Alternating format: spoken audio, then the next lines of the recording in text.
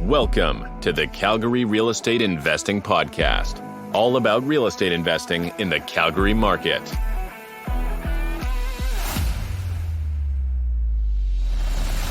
Today's show is sponsored by Mikasa Home Inspections, Calgary's top-rated home inspection company.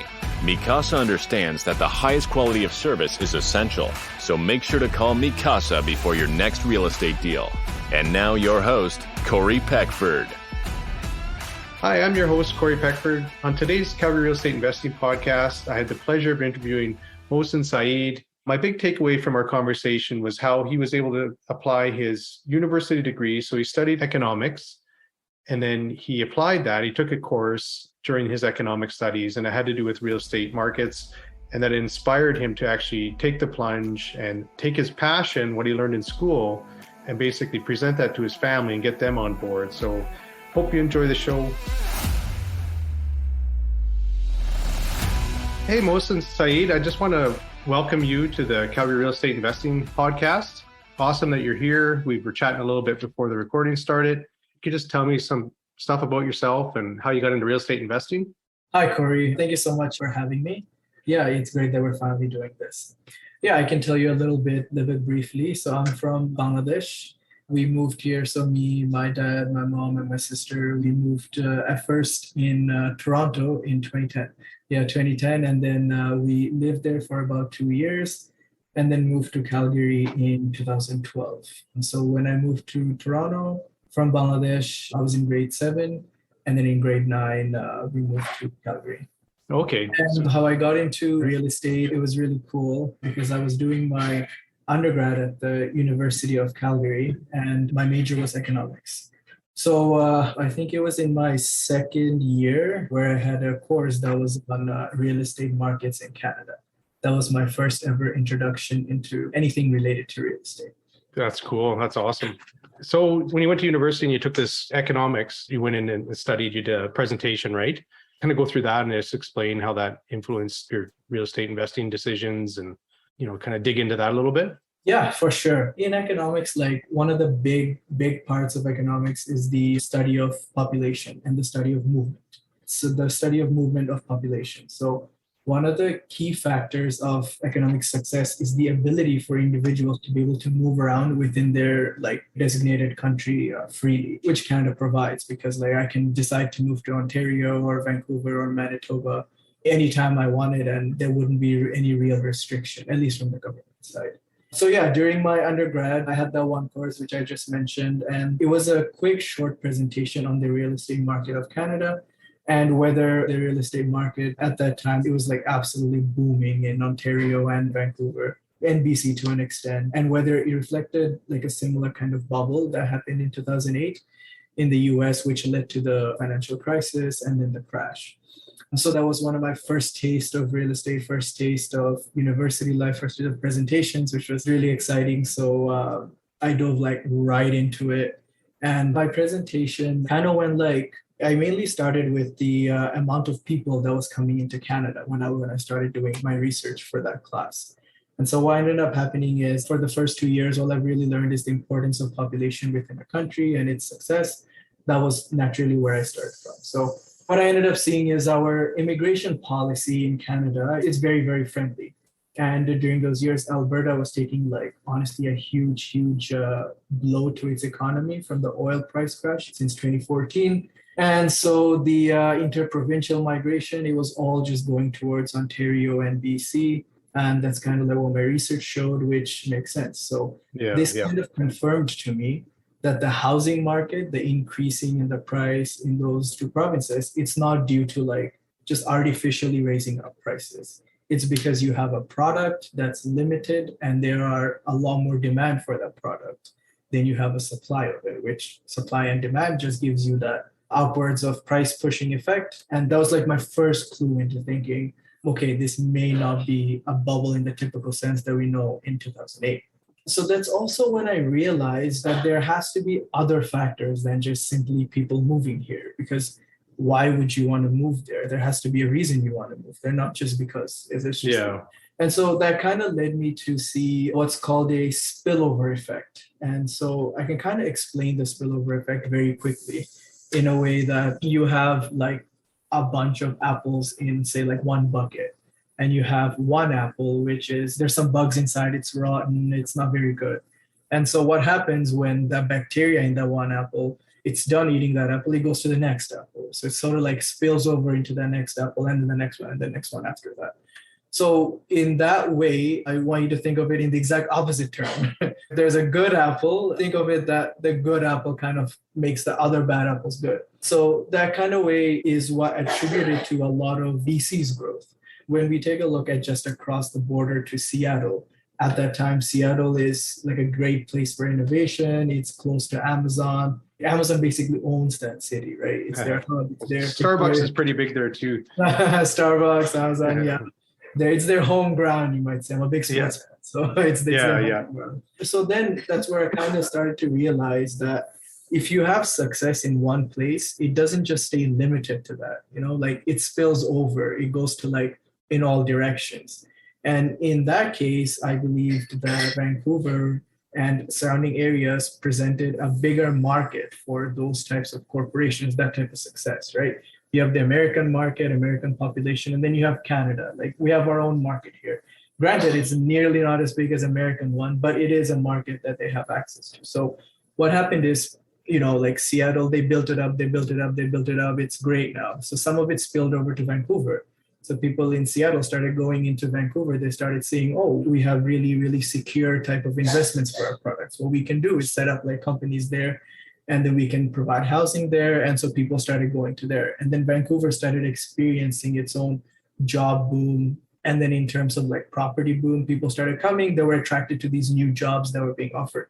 So that kind of like drove the population there. And then if we think about Toronto in the same way, Toronto has this really nice street name called the Little New York or New York Light, right? Just because of its close proximity to New York and all that success just kind of spilling over into Toronto as well. So this is where I can kind of like combine the broader economic factor of the importance of the population with the flow of the population. And then I kind of like presented my research to my class saying, this is not a bubble simply because it's an organic demand, not like a self kind of like inflated bubble where the housing prices are just expecting to get higher. They are getting higher simply because there's more demand for people there. And why are the people moving there? You have jobs, you have security, you have a lot of opportunities there. Where does this opportunity come from? A lot of it came from overseas, a lot of it came from spillover. And then for sure, the government in those places made some really good decisions to house that growth. And what ended up happening is it created a really good environment for people to thrive in and success in, which I can say that with confidence because Canada does not generate enough population on its own. So I believe we'll always have a high immigration policy. And so even I think during COVID, may have been just a little bit before COVID was declared, that we'll have about, I think like 4 to 5 million immigrations in the upcoming years. So that's the last time I checked. I believe due to that, we'll always have people wanting to come here. And then I started thinking about, like, why would people want to come to Canada? What if we have the immigration policy open, but people just decide they don't want to come here. But they do want to come here because we have really, really good labor laws, human rights. We have an amazing financial system that's backed. So that when we have like foreign investments, when we have investors investing in the housing market here, it's safe.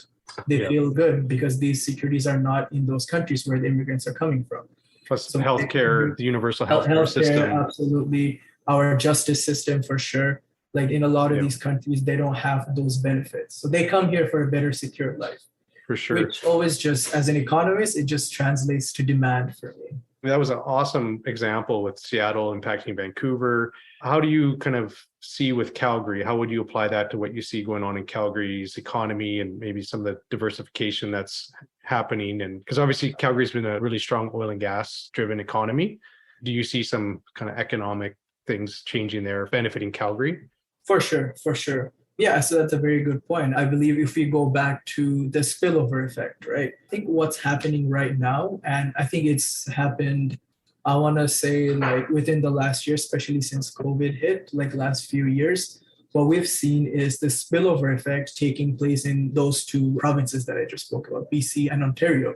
What happens there is we hit a certain point where like, you have an X amount of land and then you have a lot of people trying to fit in there. So what happens is you have like a certain price for that land. So someone comes here, you can afford it. And it gets to a certain point where like that price just keeps going higher, higher, higher, higher, and higher. And so what happens to the next person coming in? They simply can't afford it. So where do those people go? They go to the next best place. So I believe that due to that, like I can't afford BC, I can't afford Ontario. Where can I go? I'll go to Calgary. Yeah. And so that's kind of my argument to myself. It's because like when you consider things like minimum wage, right? And that's a big point for economists. We like to think of like the general population, not the top 20% or even the top 1%. We like to think of the minimum wage factor. So with a minimum wage, you would find it really, really hard to afford a living in Ontario or BC. Whereas I'm sure those places didn't start out that way. At one point, it was very easy to live on minimum wage in those places. But again, you have that capacity that a land can take. So what happens is, do you have that minimum wage where you can afford to live in Calgary on a single salary? Which if you're just working minimum wage and you don't take a lot of vacations, you're just living by yourself, it is possible to live there. And so that's a big attraction for people to come here because one of the big things is they want to know if we have a job or not. Yeah, you'll have a job here. You can work minimum wage. And another interesting thing, and I believe this kind of came into play recently with our technology advancements and our work from home mandates, is remote workers in the economy.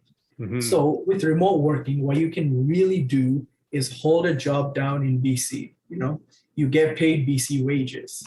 If your company has like policy where you have to be physically located in BC to earn BC wages, that's a little bit different and there's some gray area there. But for right now, what I know from my understanding and from my own job as well, I can see is you work for a place in BC, you earn BC wages, but you don't want to pay like BC living costs. It's astronomical, right? So what you can do is come to Calgary, find a place that you can afford, like a house with $300K and a tech salary. That's very easy. So with these kind of remote workers, we can come to Calgary and we have cheap rent. We have an international airport. We have Banff. And another thing is we have one of the lowest tax rates in the country. So at 5% GST, no HST. And it's very lucrative that people come here to live, right? Because another thing we economists like to do is deduct, law of deduction. Oh, actually, it's called opportunity costs. So if you were to come live in Calgary, you're foregoing living in BC, in Ontario, in Manitoba. Now, since we've already established living in BC, living in Ontario is too expensive. You have Calgary, or you have Alberta, you have Manitoba, you have Nova Scotia, you have Saskatchewan. So if you're to ask me, would I rather live in Alberta or in those places? Like, no offense to any of those provinces, but I'm taking Calgary. If for a lot of people that don't know, like last one I checked at the Stats Canada, I think Calgary on average gets less centimeters of snow than Montreal in an overall year, just because that wipes it away. It stays cold for a few weeks and then it's nice. Yeah. The kind of stuff we see in Calgary, Banff, Lake Louise, Jasper, these are the kind of things that make you want to come here and stay here because for sure. The skiing too. There's so many winter activities you can be doing close to Calgary. Yeah, exactly. You can see the appeal and the cost of living.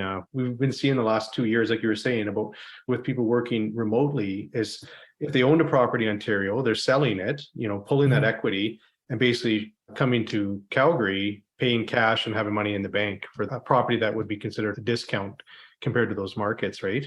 It's been driving the Calgary market. Absolutely. In my personal experience as well, I've seen, because I manage about like 4 properties here that I also own, I'm having so many people coming in from Ontario, from BC. They're ready to pay 6 months in advance. Can I just get a place? I'll be buying a house too. So they have enough equity to rent a place out for 6 months while they're searching for their next home. So these are all good signs because you'll have people coming here, which will in turn create jobs, create better roads, better transportation. This is why I feel like our economic outlook for the next 5 years, I feel like 5 years is a little bit of a tight window, like to think about it. I like to think in terms of like 10 years. Like that's the kind of like long-term horizon I look at. I believe in the 10 years, like I don't see demand slowing down at all, honestly. Yeah, for sure. So economists have this term, it's called gig economy. Could you go kind of explain that and how it applies to Calgary? Yeah, for sure, for sure. Gig economy, it actually just came into effect just recently. And it's a really, really cool thing where it's sort of like not your permanent role, but it's also more like a contract type of job. But you get to decide like when you want to work it, when you don't want to work. And I personally love the gig economy thing. I just want to be clear, there are a lot of economists who think that gig economy in the long term is bad for the overall economic system because the reason they think that is a company can always just like go bankrupt. Like say for example Uber just decides like, oh yeah, we don't want to do this anymore, right? Like we don't have enough funds, we're not really profitable It's yet. kind of like car to go. They were so popular in Calgary for, a number of years, and then they just disappeared. Yeah, exactly that. So what happens is if those companies decide to go up, you have a lot of workers that are depending on that income. Where do those workers go? There's not much place for them to go, and then you have a bunch of like labor market where they need to find jobs. And because they were doing those short-term contractual jobs, then what ends up happening is they're not qualified for longer-term employment. But me, on the other hand, I believe in technology, I believe in innovation, I believe the gig economy is here to stay. And that's just because we have a lot of demand for these types of things. Like people want to be their own boss, they want to do their own type of stuff. And I would much rather take an Uber than take a taxi. So just that. Well, you've probably noticed this if there's a concert in town, that kind of thing, or it's late at night, how the price will just escalate, right? It'll exponentially climb. And that's when it's kind of nice to have a taxi app on your phone, or you just flag down a taxi driver, right? Because at least it's a set price. It's not going to be based on demand. Yeah, there's ups and downs for those. But over the long term, I would say if I'm going somewhere, not at a concert, just, like I want to say 80% of my time, I would much rather take an Uber. It's fast, it's quick. I know I'm safe on the Uber app and everything. Yeah. Not to say that I'm not safe on a taxi, but yeah, anyways. Okay. No, I think like the importance of gig economy in a city like Calgary is because we don't have the best public transportation infrastructure here. Just because I think our train lines only runs like 2 lines, right? 2 or 3. That's maybe. right. It goes east, west, and north, south. Yeah. And only it's, certain sides or sections. Certain areas, quadrants. yeah. For sure. Yeah, I live in the Northeast. So what I can hear is for like the longest time, for about like 10 years or so, they're building another station here and it's it's still up there. So for example, gig workers like food delivery system, you have like Uber rides, or you have like car to go, any kind of these like gig workers, I believe, at least until our public infrastructure is improved, it's here to stay. And I believe that these types of like this economy, this labor market made up of these short-term contracts or freelance work as opposed to permanent jobs, it's also lucrative for people to want to move here. So for example, if I were to live in Ontario and come to Calgary, one of the biggest things I would look at is, can I afford the place or not? And so if I don't have a good job lined up, it would be very hard for me to make that decision to come here. Whereas with this gig economy, what you can do is you don't have to worry about that. Like if I'm driving an Uber, or if I'm delivering food, or if I'm doing both in Ontario, I could decide to come here and do exactly the same thing. It's not really a detractor for me in terms of like, can I afford to live there? Like, yeah, I can afford to. I would afford to live there. I could live there easier and better than I would on that same salary in Ontario. Yeah, for sure. So as an economist, with inflation obviously rising, and then we have interest rates that have climbed up, what kind of impact do you see that having on Calgary real estate market? Yeah, honestly, I believe these are all very, very temporary. So right now, I do not believe that the interest rates are anything other than inflation. So we need to control inflation, and that's why we have an amazing central bank. They're not influenced by the government in any ways. They have full autonomy in the decisions that they make. In general, they are all good for the citizens. So inflation, interest rates, they will be handled well. So the rule is, as inflation goes up, you have to raise interest rates. Interest rates go up, people are discouraged from borrowing money. What happens is the inflation kind of goes down and government has good control over it. So in all, it's very, very temporary. And as much as we don't like to admit it, we are influenced by the US in a very, very like large way. So I don't believe that in any case, this will be anything other than like a 2-year. Generally, when central bank raises the interest rate, it takes about like 3 to 4 quarters for the desired results to take effect. So I want to say over the next 2 years, I believe inflation will be handled really well. And I actually checked it this morning.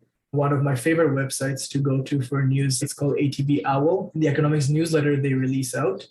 And what happened is our month over month inflation actually decreased from last month. Again, like it wasn't a huge decrease. It went from 7.8 to, I think it was 7.4 or 5 maybe, but it did go down. So the desired effect that these interest rates are having, it's good. Like as soon as inflation goes down, I don't see it a problem. And we've seen fuel prices pull back as well. Like, when you go to fill up, it's like, oh, we're saving probably 45 cents a liter right now.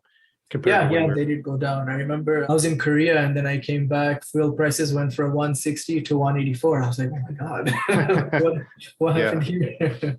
For sure. So I'd like to kind of transition now. I guess if you could explain, like, because you got the university, education, right, as an economist, and then you studied real estate markets. When you finally actually bought your first investment deal, how did you take the schooling and apply it? Yeah, I'll be honest, it was very exciting. And I know a lot of people, they're like, oh, I was very nervous. But something about like, if you study something well enough, you kind of get this confidence, right? So when I was pitching this idea to like my dad, again, like I want to say, I would not have been able to do this without like the amazing support of my family. When I approached my dad with this, saying I built like a presentation and like an informal one, not a full on like Google Slides or anything, but I kind of like told him, hey, I think right now is a good time. We have some money saved up. My parents, when they immigrated here, I think they saved like every single cent they could have. They worked like 2-3 jobs and they were amazing. In no way would I be able to do this without their help. So I kind of like went to them and I told them, like, I kind of explained the same thing I did to you. I think we'll have a large chunk of people coming here, a good inflow.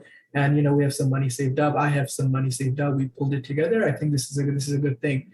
And at first, my parents, they had this kind of like similar reaction. They were like, oh, is now the right time? I was like, listen, like, trust me, I got this. I studied this. And I was very confident. I was really excited. And I totally did this like by the book, honestly. So I just went into Google and I just searched up cheap houses to buy in Calgary, good houses to buy in Calgary. And it just gave me like all these links. And he gave me like those MLS listed. I didn't do any private deals or anything. I had no advantage other than just my research and the kind of techniques I learned how to do the research from university. So I met up with a realtor. We looked at some appointments. We looked at some apartments at first. And before that, what I did was, again, very simple online, just went and got pre-approved. Rates were super low. One advantage I guess I had over like others would be my understanding of rates and what that meant in historical terms. So when I hear like rates have never been as low as 40 years, to me, that's opportunity to borrow at this rate. So whereas you have someone like my friends or family, they're like, oh, rates are this low. That means like, what's going on here? It's not really safe. I'm like, no, now is the safe term. So I got pre-approved from the bank. I made some appointments. We looked at some houses. And then actually we started with apartments first. And this is where my learning from on the job began.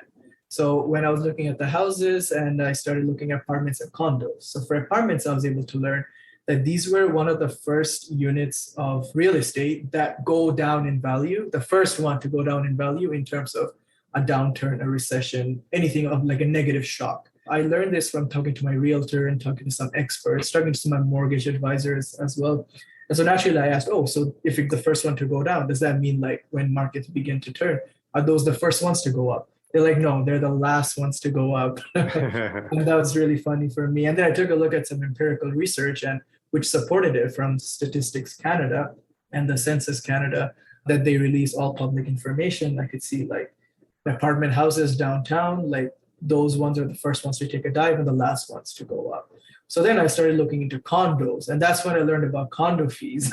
As soon as I learned what condo fees were, I stayed well and truly away from it. And then so I started looking into more research about single unit housing. That's when I kind of like realized, you know what, this is probably our safest way to go. And so we took a look at about, I think like 7 or 8 different houses before we found like my kind of like safe zone in terms of like assessing risk and assessing like my return from there. So that's how I just got into it. So you ended up going to the detached, and then were you looking for suited, like a above and below type property? Is that the profile you were looking for? Yeah. So when I started looking at like single semi-detached or detached houses, the best thing was that ratio that we were just talking about a little bit before. You take your whole unit. So what I mainly looked for is one step away from being legal, or it is legal. So you have like a legal downstairs basement unit and you have like the upstairs unit. I just took a look at, if I take possession of this house, what's the fastest I could get a tenant in? So for me, it was like, if I can get a tenant in for the whole house, that's okay. But if I can get two tenants in for one upstairs, one downstairs, that's less risk for me. What that ended up looking like is I found one property where they were just one step away from making it legalized. So I was able to use that and kind of negotiate, saying, hey, like, it's not really legalized. You know, what I can do is we kind of like negotiated it, like, I'll take care. They were in the process of legalizing it, but I kind of told them, like, I'll take care of that process. You just, like, negotiate the price with me. And then so that was for one. And then the other one was a little bit trickier. I had to get some windows replaced and get some smoke detectors, some sprinklers, like you're required for legality. So that kind of thing. So typically I looked at anything that was between like 250 to 300 range, because these are the houses that the standard deviation for these houses over the last 10 years from the average deviated the least. So to me, that means less risk. So anything below 300 is least risk for me. And if I can get a tenant in within like, let's say 2 to 3 weeks, like minimal effort in, get the paperwork approved by the city while the tenant stays there, all we really need to do is the turnover is very, very, very, very quick. So that was mainly my like target for these properties. And what year was that you were jumped in? So this is this is really funny. So in 2020, we started looking, I want to say after April. Yeah, after April. And then so we ended up buying like within like 4 or 5 months, we ended up buying like 3 houses, just ready to found some deals I liked, found a condition I was okay. And then we just ended up getting it and getting the tenants in there. Oh, that's awesome. Any kind of renovations or big surprises? Because they're likely older properties, right? It's not going to be a newer property given that price range and there's the suite and stuff underneath. Yeah, for sure. For sure. Yeah. So they were in the Northeast, so they're a little bit older. And so in terms of that is, again, there were some stuff like I had to change the windows out to make sure they were so like egress windows, that kind of thing. It had to be like a certain dimensions for like fires as per the city Calgary regulations. But like the economic life of a house is between like 40 to 60 years. So when I take a look at the houses that were built, like between like anything after 1980, like I was honestly like I was really okay with it, because again, like the price ratio for 300 to how many tenants I can get in there. So I was lucky to find properties that weren't in like really, really like awful shape, where the roof's about to collapse. Again, like I did my due diligence. I had a property inspector come in. I investigated some stuff. I searched it up on Google, YouTube videos. Hey, what should I look for when I buy a house? I just did my inspections like that. Did all the mold checking. The only real issue, I guess I would say is, and this is something I learned on the job as well, because I was not aware of it. So we had this one unit where the basement floor was completely newly renovated. And so the previous sellers, they were moving from Calgary to Edmonton. And so they were in a rush to sell their house. And I found the property to be really, really great. So I was in a rush to buy it and get the deal finalized too. But the floor was a little bit uneven just because they had done it. They didn't wait for that concrete to completely settle and flatten. Because what happens is you pour the concrete in there and then you wait for it to dry. It's uneven. You pour it again to make sure it's completely even. So they kind of like skipped that third and the second stage, and they just put the floorboards right after the first concrete pour. And what ended up happening is I had like uneven floors. So being completely new at this, I had no idea what this would mean in the long term. So what I ended up seeing is 6 or 7 months later, my tenants, they're walking, they noticed like the floorboards, since they're uneven, they're starting to break. So what I'm thinking is, oh, damn, that's something new. Like now on, if I see something like this, I'll probably have like my guy come in and fix it. So that kind of thing. Other than that, the properties were in good condition. I did my due diligence, so there wasn't anything really surprising about it. And then with the city, was it pretty easy? Because I know the city's rules have changed if it's post 2018 or pre 2018, right? So these ones older than 2018, how was it working with the city and getting those actually legalized? How was that process? Yeah, it's actually super, super simple.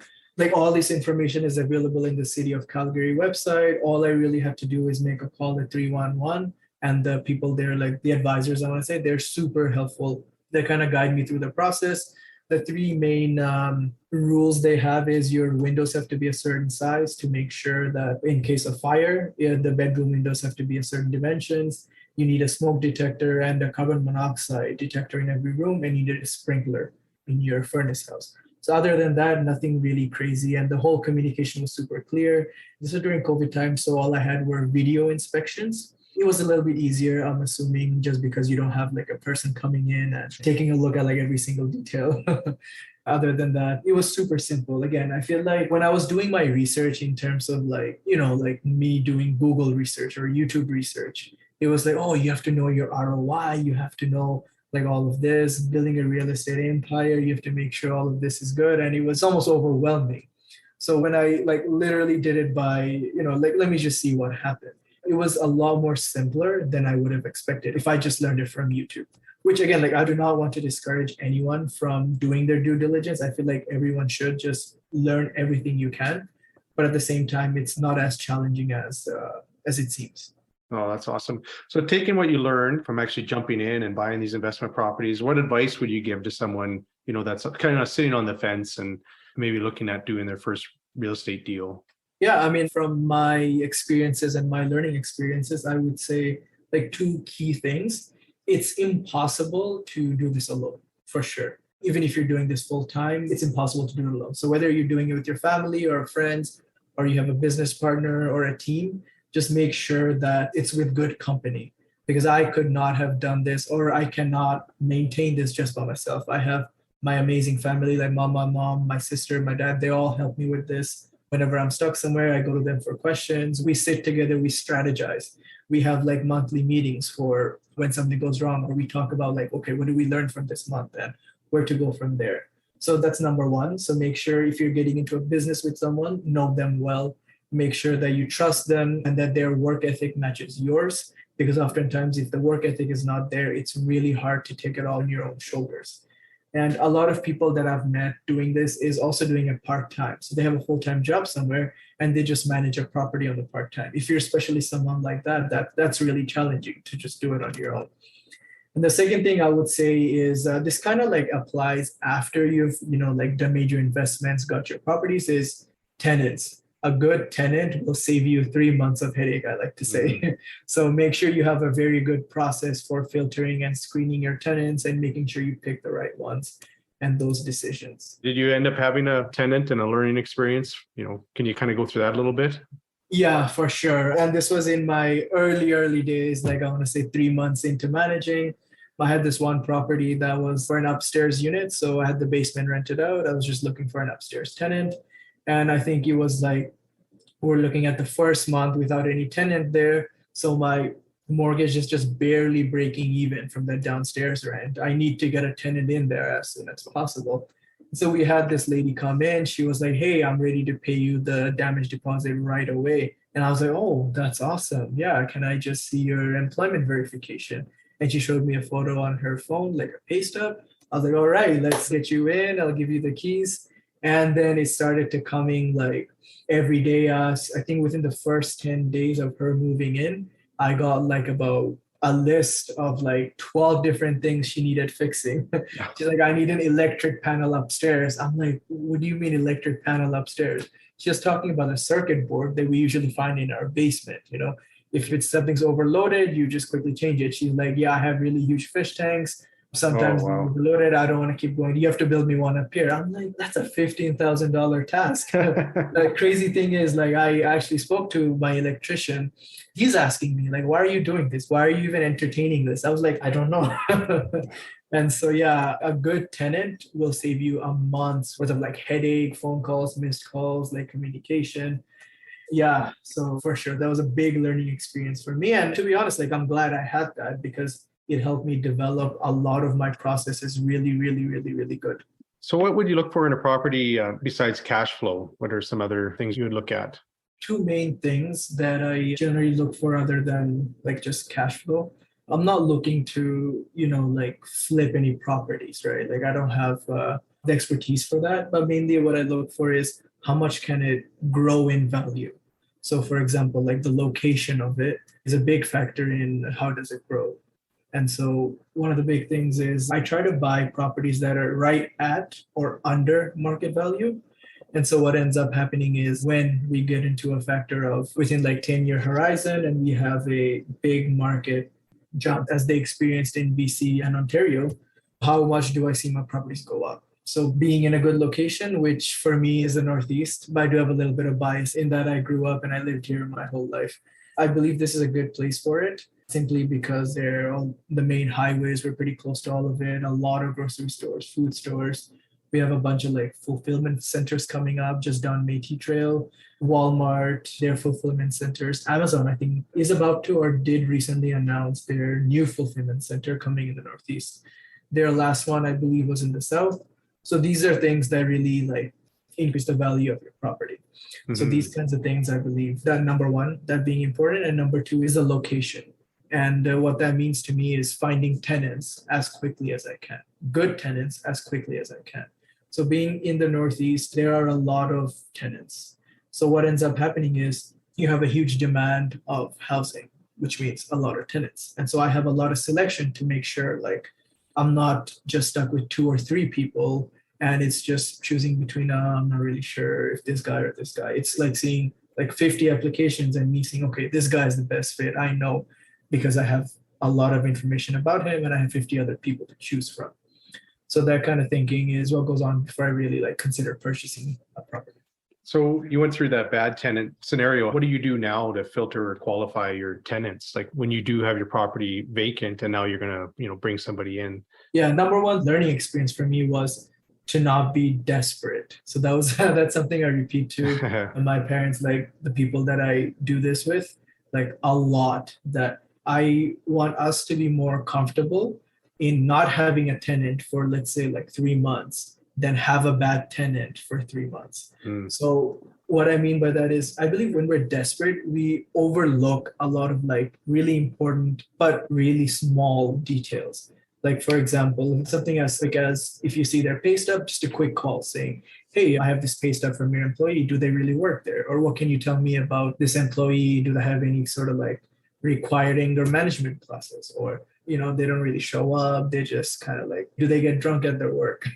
That kind of thing. So these are like very, very key sort of like background research, I want to kind of say, before we take on a tenant. So the process is you have to fill an application with us. So what I did during that bad tenant is I didn't have her fill an application. It was just a word of mouth association. So now you have to fill an application. You have to provide your government provided ID. You have to provide a source of your pay stub or a source of income. And we have to see your credit score. And then we do your reference letter. A lot of people can't provide reference letters just because they owned their house, they sold it, now they just want to rent. So in that case, like what's our next workflow for that? So for something like that, we just take an assessment of your like friends or people that would kind of like not co-sign, but kind of like give their word saying, hey, I can tell you this person is good. And again, like it sounds very simple. Like, yeah, I can just provide my friend's number. Like they're not going to tell you I'm a bad person if I tell them like, hey, just don't tell them I'm a bad person. But like that kind of call, I believe is good for us, like doing our due diligence in the sense that, okay, I've done everything I can. If that's a bad person or a bad tenant, then it's just fade. Like it's not up to me. I did the most I can. Yeah. Exactly that. Yeah, that's good. So are you planning on building your portfolio? Or are you still actively looking for more investment properties? Right now, the way it works is like all of these 4 units that we own. So we are kind of like managing it in-house. So all of us work full time. In our part-time, we have like separate tasks we do it. So ideally, we don't want to be doing this ourselves. We want to give it to a property manager. But when I last ran the numbers, we need for sure 1 or 2 more to be able to give it to a property manager for them to handle it and pay their fees, and for it to generate some sort of profit to us as well. Yeah. So I am looking for some other opportunities, whether it's in the housing real estate, and I'm also looking at expanding it into some other types of businesses. And the reason for that is I see a lot of opportunities for Calgary. As I mentioned, at the focal point of my whole idea is I see a lot of growth and a lot of people coming here. So a lot of people coming here means increase for demands such as like, I want to say a nail and spa or a mechanic shop. Like Calgary is not the most public transport friendly city. I almost want to compare it to the growing kind of like history of LA, like Los Angeles. In Los Angeles, you have things like really, really niche type of businesses, like a certain type of mechanic that adheres to a certain type of cars. Or, you have like a big city, what it needs is for people to feed it, right? So what that means is warehouses. If I'm investing in warehouses, I can rent it out to, let's say, like 4 or 5 small business owners. They give me rent and then they store their products there and everything else is them. I just own that warehouse. So that kind of real estate, I see more of myself expanding into that once I've had, like, let's say, a property manager managing this. Then I can just focus into something else. So that's my long-term goal. In summary, I just see like a lot of opportunities to grow in Calgary here. Oh, that's awesome. So with your portfolio and the market has pulled back, right? But anything priced below 500,000 is still pretty high demand, especially if it's detached in Calgary. So do you have any strategies or anything that you're doing? Are you looking off market or are you still looking on market to try to find that, another property? Anything you can share about that? Yeah, well, first of all, I want to say if market has pulled back, I see that as a great opportunity. So if anyone that's waiting to see that, if you see market pull back, that means it's on sale. So go ahead and buy it if you're on the fence for something. And me personally, my strategy, I think I'm going to stick to my 300K risk range just because of the research I know. And that's the research up to date. As you can probably tell, I'm very confident in my own research. To a fault, I might add. A lot of times I'm very stubborn about it too. But for now, I do see like myself just staying within that 250 to 300 range, just because I know what to expect from there. I know what kind of repairs to expect. Whereas these like higher kind of like, I consider them to be higher. Anything above like 350, I would say is sort of like in the higher ground. Because at that point, I don't believe that's an investment property. It should be more of like a residential property. If you're living in like a house that's 400K and above or 350K above, like live in it. You deserve it. Live in it. If you're renting it out, then rent out to where you'll have the most amount of people. Like if you're getting a house for like say between 400 to 500K, your mortgage payments are going to be about like 3,000 a month, including insurance, including your property taxes. And for the kind of renters you're going to be expecting within that for you to cover that mortgage, because I'm assuming like I'm not going to rent out a mortgage if it means that I have to pay some out of my pocket, right? And so that's the kind of idea why I stick to that 250 to 300 range. Yeah, that makes sense. I just want to kind of jump back to the property that you did convert to a legal suite. Do you have any estimates on how much the value may have went up? Like now that, it's no longer illegal, that you now have a property that's recognized by the city. Is there anything that where you've done research and if you could talk about that a little bit? Yeah, from my estimate, I would say at least like 5 to 8K in the total property price for sure. Not only that, but I want to add another point is for one of my other properties, we also added in a garage and that increased our value by 13 to 16K. So what happens is at the end of every fiscal year, the city of Calgary sends you an estimate of what they think your house is worth. When I usually like value my properties before I buy them is number one, the property inspector comes in, they take a look at it, they see like, okay, this is good, this is bad. And then I kind of like ask them to give me an estimate. Okay, if this is bad, how much is it to fix? And then we take a look at, if you're interested in buying a house, you can take a look at what the city valued that house as. And then what you can do is have an appraisal on that house. And the way that appraisal works is they take a look at what's inside the house, like whether you have the siding of your house, whether you have vinyl or whether you have those taco sides. So in terms of something like a hail damage. Like a stucco. Stucco, yeah. Yeah, stucco. If you have like vinyl sides with hail, it's more prone to being damaged. But if you have a stucco, it's safer, right? So what the appraiser does is they take a value of inside the house, and then they take a value of, your nearby property, your neighboring properties to see whether the seller, are they pricing it above the value it should be or below the value it should be. So when we take a look at that, when we added in the extra unit downstairs and then added in the extra garage in another unit, easily like a basement unit, I would say like a 5 to 8K increase for sure. Also another, depending is if it's a walkout basement or not. If it's a walkout basement, then what happens is you don't share the same entrance. The upstairs unit and downstairs unit, they have different entrances. So if it's a walkout basement, then that increases like 10K for sure. The garage that you built, did you rent that separately to somebody else or did you just increase the tenant rent on that unit? What was the driver? It was a little bit of both. So for the first 3 months, we had sort of like someone, I think they were running their own business. I forget exactly what business it is, but he kind of like rented that garage out for me because it was good for his business. And so for 3 months, he rented it from me. And then I went back to the tenant that was already living there and like, hey, I have this garage. Would you like to rent it for an X amount of dollars a day? And so he was happy because he gets to put his car inside when it's winter and he's happy with that. So right now, that's the way it works. It's the house and then the garage separately. Yeah, because in Calgary, depending on the location of the garage, I mean, a detached double car garage could be $300 to $400 more per month. Yeah. Like to rent that out. Was detached single car garage, so a single, little okay. bit less, but yeah. So that currently it's being rented out at $150 additional to their rent. To their rent, yeah. So you get a bit of payback for the money you put in over time, yeah. Yeah, over time, and plus the value of your overall property increases as well. And the thing is, like, as value of houses go up, that kind of thing, like it works as a multiplier. So that garage will be worth like more than what I built it for in say like 10 years from now, for sure. Yeah. And I think you appeal to a demographic of renters that, like, especially with Calgary having the winters, having a garage to park your vehicle and stuff is really appealing to renters, right? So, and storage, that kind of thing. For sure. Another thing I would like to add is pets. So in my experience, I've seen a lot of people just like, they don't even want pets on any kind of property, whether it's investment, residential, or whatever. So one thing I did for one of my properties is they had their bedrooms carpeted, but not the overall like unit. So for upstairs unit, you had your living room and everything else. It was just hardwood floor, but for some reason, the basement was carpeted. So the first thing I did was took those carpets right out. And so what happens is if you have no carpets, allowing a pet to stay there is super easy. And then what you can do is have a pet fee, so a monthly pet fee. And so that kind of like, if it's something like a cat, cats don't really do a lot of damage. So you can charge like $20-$30 a month extra for like a cat fee there. It's a pet fee.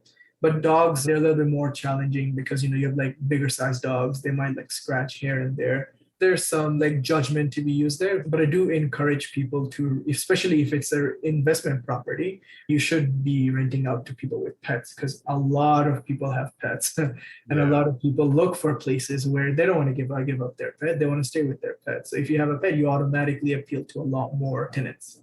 Yeah, for sure. That's great. I'm just going to ask you some kind of like rapid fire questions, just throw your answers out at me. So what's an app or software that you just couldn't live without? Google Sheets, for sure. Google Sheets for me. I'm a data analyst by nature, as you can tell. So for me, Google Sheets. That's awesome. What's something people can't find out about you on Google? Oh, that's a funny one. I think I mentioned it briefly. I had visited Korea recently, and one of the big things was Korean skincare products.